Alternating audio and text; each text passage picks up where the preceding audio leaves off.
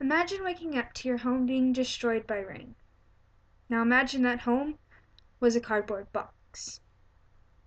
I will be going over the topic of homelessness, what causes it, and what percentage of people end up in that state. After serving homeless people through soup kitchens, volunteering, mission trips, I've gotten the opportunity to sit down and talk to many of these people. And what they have told me surprises me. What they have told me has taught me more than I will ever learn, watching documentaries. And that's why I feel like I want to share this with you. So what exactly is a homeless person? And what is that definition? Well, there's no definition, but according to the Coalition for the Homeless, there are 4 categories. You have the literally homeless, those are who are at imminent risk, the homeless according to federal statutes, and those who are fleeing domestic violence. So let's go over those individually. Literally homeless is what you see whenever you think of a homeless person, those who are living in the cardboard box or those who are living in the shelters.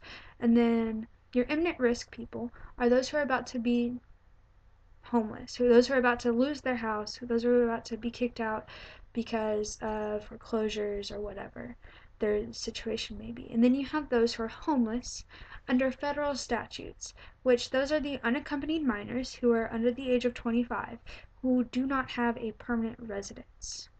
Then you have those who are fleeing domestic violence, and those people are those who just cannot stay in a house with someone who is hurting them in some sort of way, which I fully support those people who, they choose to live on the streets because they can't stay in a house that is physically or mentally harming to them.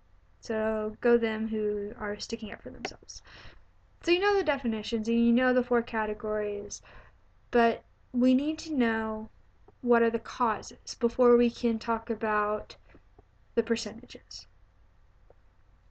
So you have what most people think of as why people are on the streets, and that's because of drugs and alcohol. But that's actually not true. According to the Coalition for the Homeless, about 9% of people who are homeless to be because of drugs and alcohol. I'll pull up my chart. About 50% of people are homeless because of the fact that they either lost their job or they cannot pay the bills. As you can see, it goes straight through the middle of the thing.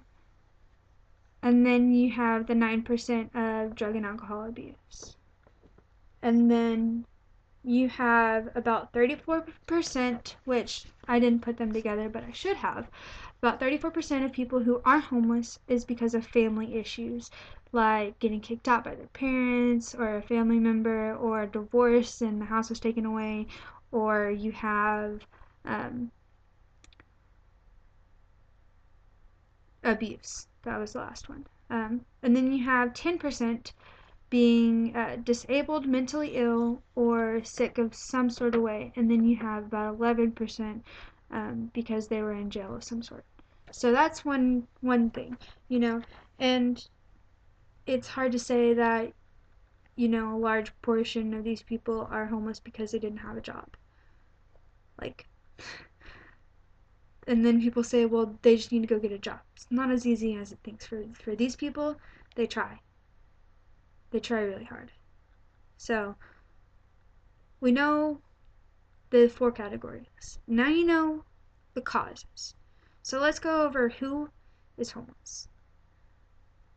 Did you know that there are 578,000 people who are homeless, according to the National Alliance to End Homelessness? 578,000 people. And 43% of those people are single men. And 9% of those people are veterans. And 33% of those are families with children.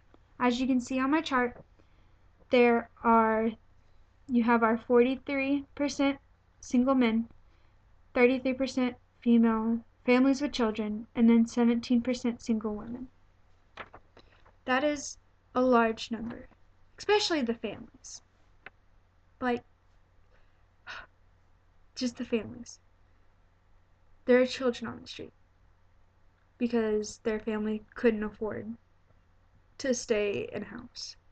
So, we know the 4 categories. And you know that the highest reason that people end up on the streets is because they lose their job or because they can't afford their bills. They just can't afford to stay in a house. And then you know that there are 578,000 people in America today that are homeless. You may think that I chose to do the topic of homelessness because I wanted to say, hey, this is something that needs to be paid attention to. That is correct. But it's also to shine a light, that to make sure that you know that it's not because of drug and alcohol. All of the people that I talked to didn't choose to end up in this situation. They were put there because of job loss, or they were kicked out by family members, or they were veterans that couldn't afford to live in a house because they weren't being paid, or they had a disability after being in the war. They thank God that they have a life to live and that they have they have a support system. Other homeless people is their support system.